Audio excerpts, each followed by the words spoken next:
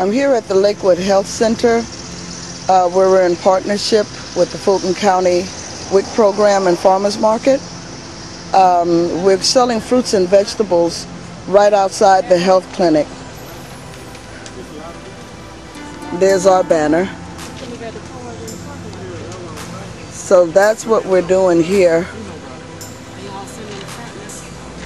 And what we're hoping is that the young ladies that are inside of the health center will use their vouchers to buy healthy food, and we educate them on healthy versus unhealthy for themselves as well as their children.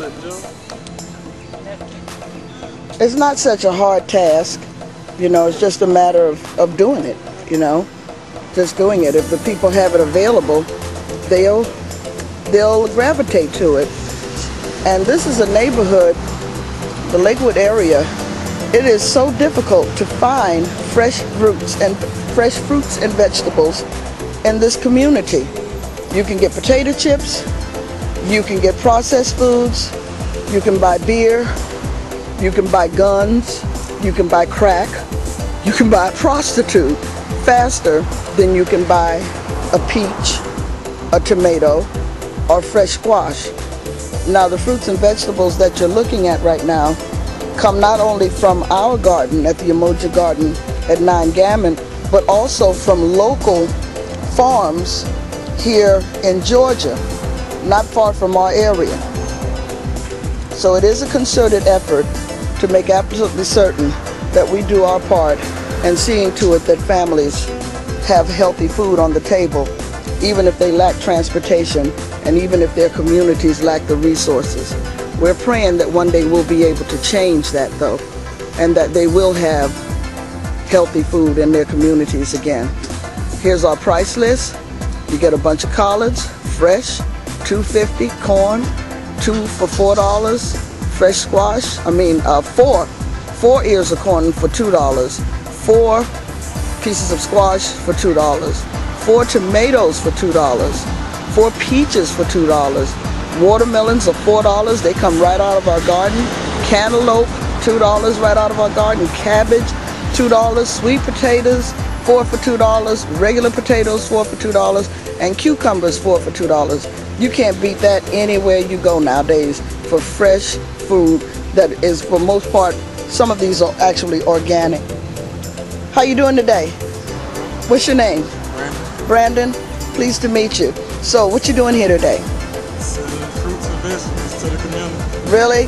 What is your involvement with the Hunger Coalition? I'm a caring son and also a worker. So this is really generational. Yeah. Right on, right on.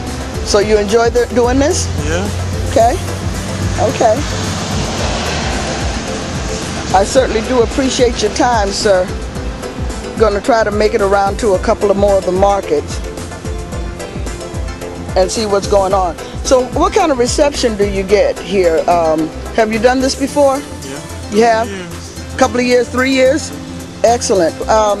Do the ladies respond when they're coming out of the health centers? They do? Okay.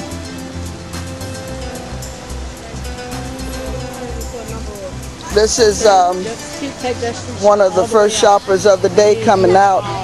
This lady is taking full advantage of the opportunity to stock her refrigerator with fresh fruits and vegetables.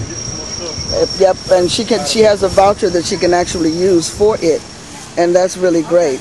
Those babies right there are going to have good food on the table tonight because of this effort, and we are extremely happy to be able to bring an idea like this forth, something that should be done in all communities that lack resources.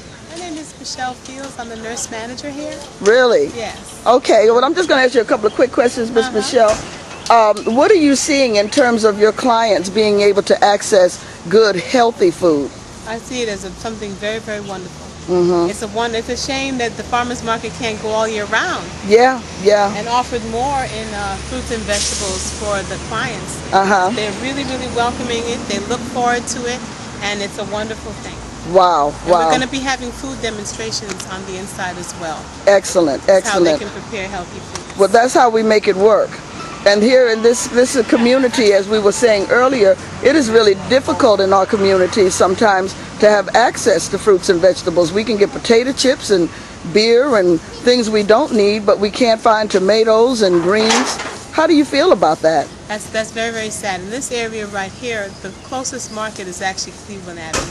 And that's about 6 miles? About 7 or 8. Yeah, 7 or 8 miles. And many of these mothers don't have cars. That's right. Most of them are actually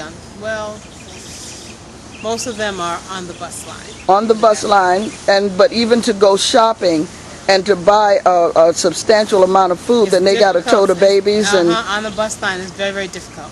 Yeah. So these are the logistics that hopefully over time will be getting worked out. Yes. Okay, and solving these problems in our community as a partnership. I thank you so much, Michelle. God bless you. Have a wonderful day, Melissa. We're just returning back to the office from the farmers market. You want to tell me real quick what just happened back there? The market was not running on time because they got a new person in and evidently wanted to start the markets when she was ready. So she actually said that. That was relayed to me, not personally by her, but it was relayed to me by another WIC clerk. And they immediately called downtown to get the supervisor, and the supervisor made her start issuing the vouchers on time. So she wanted to issue the vouchers on her time. On her time. Not taking into consideration that these women are sitting in there, but some of them have 2 and 3 children. Yeah, they have babies crying. I went in, babies crying. The room is filled to capacity, overly stuffed, and children running everywhere. And I just thought it was crazy that she would see the need to get those people out of there as fast as she could. And we have the market set up, ready to roll, and nobody's buying. So, go ahead. Because she has the clients still inside the clinic. Okay, so what we're basically saying here is that you just get one person with an apathetic or ambivalent attitude towards these poor women, and it just clogs up the wheel. So we have women sitting in there overcrowded with their children crying. They probably had breakfast and they want to get them home in time to fix them some lunch. They're already on the bus, the majority of them. Am I right? Bus, yeah. And it's hot. Cooling and it's very hot. It's hot, yeah. And so this is a tragedy, and this is another thing that has to end. The mindset has to stop being that these are not people, they're just numbers, and I can take my sweet time doing what I'm paid to do for them. All right, thank you, sweetheart.